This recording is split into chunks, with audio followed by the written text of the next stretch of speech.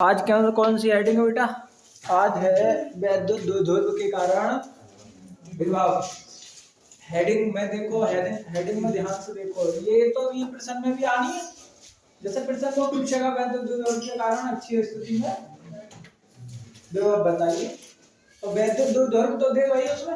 अब तुम जब ये तुमने हेडिंग पढ़ी तो इसका मतलब क्या समझा कि वैद्युत द्विध्रुव के कारण विभव। तो पहली बात तो विभव निकालना है, और किसके कारण निकालना है?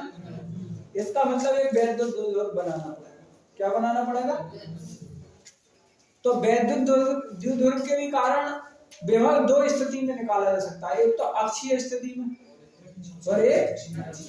तो अभी इस जगह हम केवल कौन सी स्थिति में निकालेंगे? अक्षीय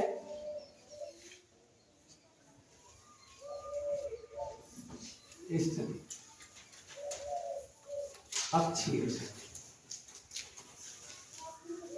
अक्षीय स्थिति।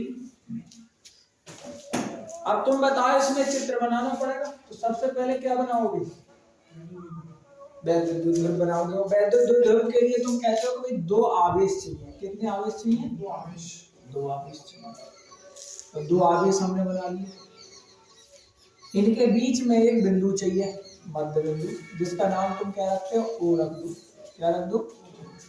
ओ रख देते हैं। आवेश से हम बोल देते हैं क्यू। इसे भी क्यू। प्लस माइनस का दोनों का वो तुम्हारी इच्छा है कि तुम किसका रखना चाहते हो। एक तरफ माइनस का रख दो, एक तरफ प्लस का रख दो। इधर माइनस का रख दिया और इधर प्लस। ठीक है। अब जो मध्य बिंदु है, इससे दूरी कितनी होती है इसकी? एक तरफ से एल होती है, इधर भी एल होगी। मध्य बिंदु का मतलब बीच में दोनों बराबर। अगर पूरी दूरी निकालना चाहो तो कितनी हो गई? 12 हो गई। अब ये द्विध्रुव बन गया। एस दो आवेश रखो, अगर दो आवेश एक दूसरे से 12 दूरी पर अगर तुमने रख दिए तो वो क्या हो जाता है बताओ? वो बन जाता है वैद्युत द्विध्रुव। वो बन जाता है वैद्युत। तो ये भी क्या बन गया? वैद्युत द्विध्रुव बन गया। अब इसमें भी अक्षीय स्थिति में निकालना है। कौन सी स्थिति में निकालना? मतलब कोई बिंदु ऐसा मानो अक्षीय, मतलब अक्ष तो इसका ये है, ये अक्ष होता है। तो इस अक्ष के सामने ही कोई बिंदु मानना है, चाहे कितनी भी दूरी पर मान लो, बोले ठीक है। हमने ऐसे इससे अक्ष के बिल्कुल सामने ही हमने कितनी दूरी पर यहां पर कोई बिंदु मान लिया, पी मान लिया। कौन सा बिंदु मान लिया? अब इसकी दूरी हमें पता नहीं मध्य बिंदु से, तो हमने यहां से इसकी मध्य बिंदु से दूरी जब पता नहीं होती तो हम आर मान लेते हैं। क्या मान लेते हैं? आर। ठीक है। इसके बाद तो ये तो तुम्हारा इसका क्या बन गया? अच्छा, इस द्विध्रुव का नाम भी रख लो। इसका नाम रख लो ए, इसका। तो ये इसका तुम्हारा चित्र कंप्लीट हो गया। अब जैसे जैसे तुमने चित्र बनाया है वैसे ही वैसे इसका नाम तुम लिख सकते हो। जैसे शुरू से हमने माना कोई वैद्युत द्विध्रुव है, यहाँ पे लिखो, माना कोई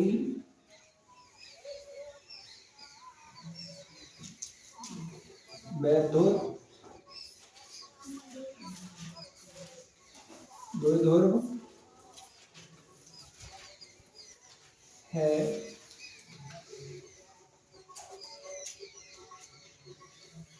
जो माइनस क्यू और प्लस क्यू आवेश से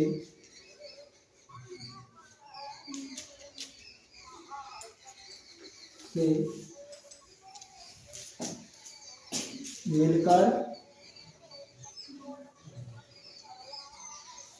बना है।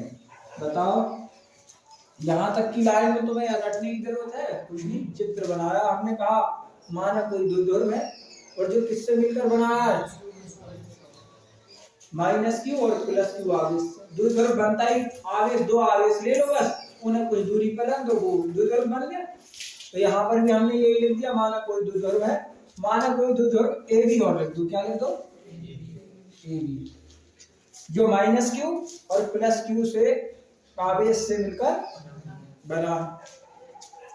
इसके बाद वो एक माध्यम का परावैद्युतांक लिखते हैं। लिखो यदि यह के परावैद्युतांक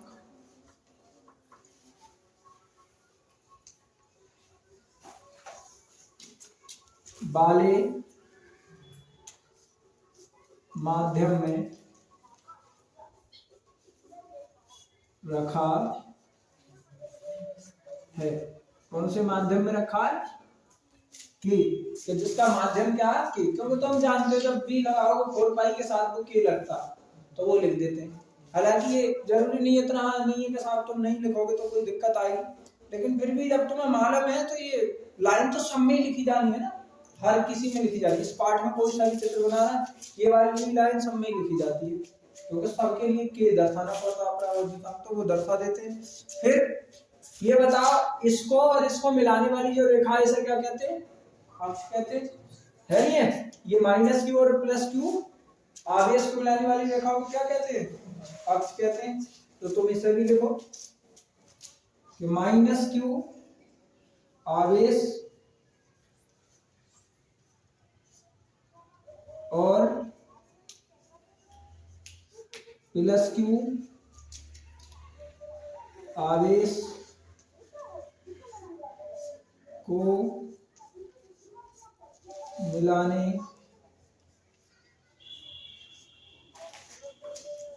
वाली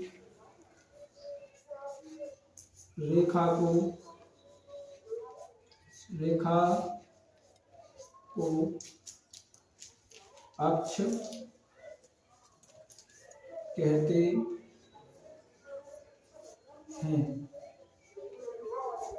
अब इसे अक्ष कहते हैं और कहते हैं कि इसी अक्ष पर एक बिंदु P है। इसी अक्ष पर लिखेंगे, इसी अक्ष पर एक बिंदु P है जो O से कितनी दूरी पे माना है हमने, R दूरी पर। तो हम कहेंगे जो O से R दूरी पर स्थित है, यहाँ क्या करना है, यहाँ पर बताओ, P क्यों माना है हमने, विभव ज्ञात करना। यहाँ पर विभव ज्ञात करना, यहाँ पर विभव ज्ञात करना।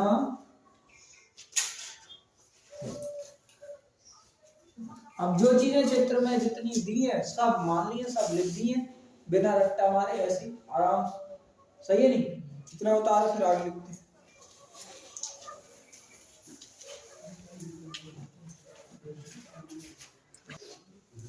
अब देखो मिटाना भी है। अब बहुत ध्यान से ये समझ लो कि पहले जो विभव होता है इसकी परिभाषा तुमने जानी, विभव क्या होता है बताओ, और इस बिंदु पर विभव ज्ञात करना परिणाम। तो इसका मतलब ये है कि इस वाले आवेश को यहां तक ले जाओ या किसी आवेश को इस बिंदु से यहां तक लाएं, तो जितना कार्य करना पड़ेगा वो यहाँ पर विभव कहलाएगा। और अगर इस बिंदु से यहां तक किसी आवेश को लेके आए तो जितना कार्य करना पड़ेगा वो यहाँ पर उपस्थित क्या कहलाएगा, विभव कहलाएगा। सही है नहीं, अगर तुम्हें इन दो बिंदुओं के बीच विभव निकालना है तो विभव का सूत्र लगा दो, निकल आएगा। बीच की दूरी पता होनी चाहिए, तो बीच की दूरी बताओ। नॉर्मल से अगर हम कहें बीच की दूरी हमें AP निकालनी हो तो अभी निकाल लेंगे, क्योंकि R + L कर देंगे। और बीपी निकालनी हो तो भी आर माइनस एल कर दो, याद है। अच्छा दूसरी बात, हमें यहाँ पे कुल काम निकालना है। क्या निकालना है? कुल काम।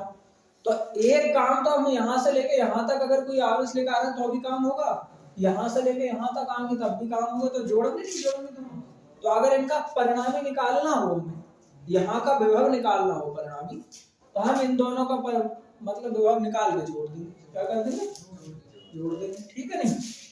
तो हम पहले लिखेंगे प्लस क्यू के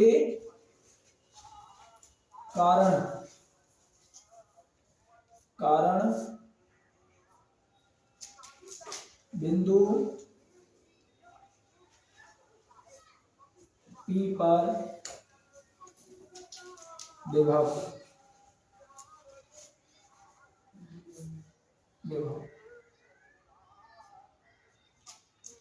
मतलब प्लस क्यू तो यही है, इसके कारण कितना विभव होगा। तो हम विभव का सूत्र तो जानते हैं, बी बराबर क्या होता है, 1/4 पाई एप्सिलॉन नॉट के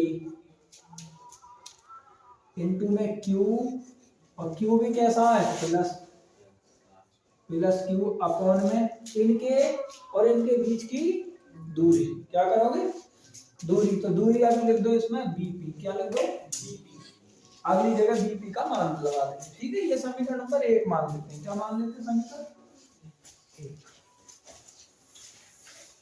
अब इसके बाद हम कहेंगे माइनस क्यू के कारण बिंदु P पर विभव,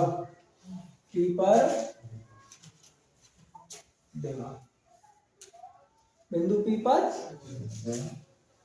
तो अगर तुम ऐसा लिखना चाहो तो B बराबर क्या लिखोगे?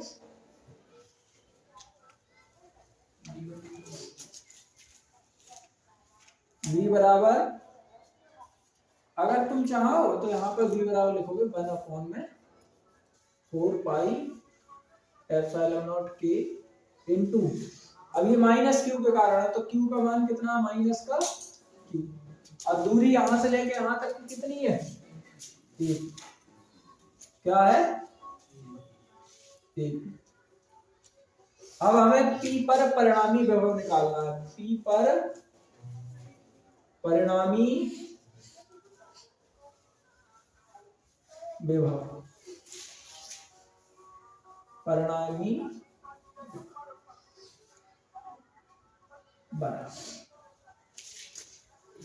तो मैंने बताया इन दोनों का क्या होगा, योग होगा। क्या होगा? योग। तो योग लगाओगे B1, अच्छा ये सब B1 मान लो, ये पहला और ये B2, तो B1 प्लस B2। अगर हम इसे कहें तो B1 बराबर इनके मान लो, थोड़ा इधर लिख लेते हैं, B बराबर इस पर मान दिया हमने B, तो B बराबर इनका मान रख दो 1/4 पाई एप्सिलॉन नॉट के इनटू में प्लस क्यू माइनस के BP plus 1/4 pi epsilon not के और माइनस क्यू अपॉन में। ठीक, इसमें से कॉमन ले लो। क्या कॉमन आ रहा है? 1/4 पाई एप्सिलॉन नॉट के, तो क्या बचा? अच्छा क्यू भी कॉमन है ऊपर, सही है नहीं? क्यू कॉमन नहीं है, क्यू कॉमन है। अब बस इतना अंतर रह गया कि ये वाला माइनस जब यहाँ आएगा तो ये माइनस हो जाएगा, प्लस गुणा माइनस माइनस है। तो पहले तो यहाँ क्या बचा? तो यहाँ पर बचा 1/BP। क्या बचा? BP। अब BP का मान कितना है वहां से देख लो।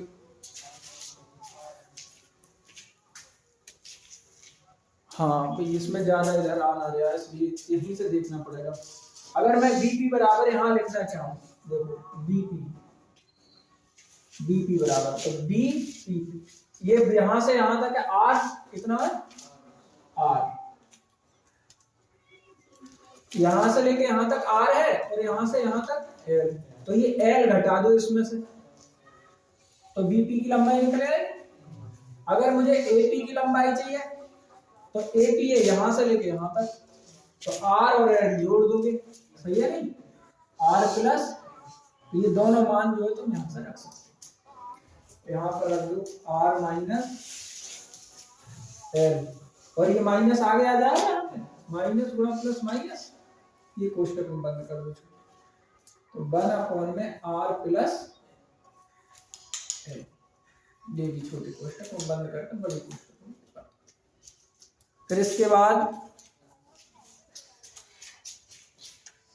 1 में 4 पाई एप्सिलॉन नॉट की,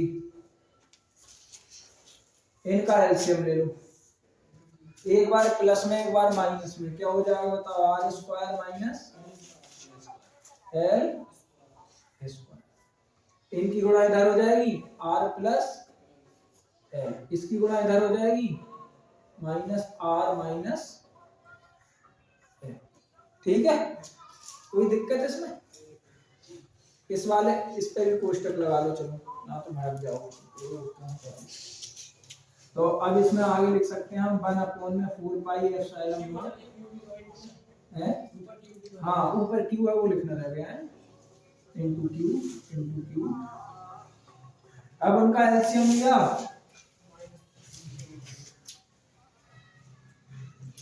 तो ये देख लो r प्लस एल, माइनस की अंदर गुणा करोगे तो minus L plus R, upon में आर स्क्वायर माइनस एल, तो ये आर से आर कैंसिल, अंतिम लाइन अगर लिखो तो 1/4 पाई एप्सिलॉन नॉट की, अब ये क्यू ना उसके साथ लिख देते हैं, क्यू इंटू 2l बटे में आर स्क्वायर माइनस का एल, बस यहीं तक उतारो फिर जगह,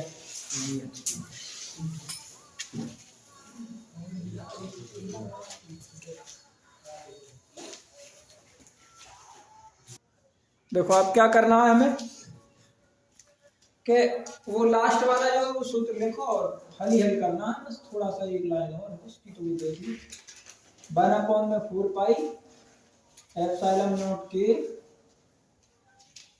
और Q इंटू में 2l अपॉन में आर स्क्वायर माइनस का एल स्क्वायर, यही है। अब बताओ लास्ट लाइन में क्या लिखना है, तो एल खत्म करना होता है, नीचे वाला, ऊपर तो पी का मान है, किसका मान है, बलागुण है ना, दो ध्रुव का आघूर्ण है, बलागुण दो ध्रुव का क्या है आघूर्ण, तो पहले तो यहां लिखो यदि आर बड़ा है एल की तुलना, मतलब बहुत बड़ा हो जाता है, ये बात लिखने के बाद चाहो तो ये भी लिख सकते हो, ये लिख दिया, किसका हिंदी अर्थ ये है कि आर बहुत बड़ा है एल की तुलना में, आर एल बहुत छोटा है आर की तुलना में, तो या फिर तुम फिर इसके बाद लिख सकते हो इस प्रकार, एल नगण्य मान लेते हैं, नगण्य का मतलब है कि बहुत कम मान लेते हैं, लेकिन कुछ ना कुछ मानते हैं, जीरो नहीं मानते हैं, क्या नहीं मानते हैं, क्योंकि जीरो मानोगे तो ऊपर वाला जीरो हो जाएगा नहीं, और फिर इसके बाद एक लाइन में और लिख लो, तथा P बराबर Q इंटू, ये बात लिखने से जो है हम ऊपर वाले के बराबर क्या रख देंगे, P रख देंगे, और ये किसके बराबर आ रहा है, B के, तो B अपॉन में 4 पाई एप्सिलॉन नॉट के P अपॉन में, यहां से L तो खत्म हो जाएगा, क्या बचेगा, R स्क्वायर, क्या बचेगा, R अब बता इसमें और क्या चीज बची खत्म करने की, के और बची, यहाँ पर और लिख दो, यदि के बराबर 1 हो, कोष्टक में और शुद्धता के साथ लिखना हो तो लिख देते हैं वायु के लिए, इसके लिए वायु के, क्योंकि वायु के लिए इसका मान 1 मान, वायु के लिए।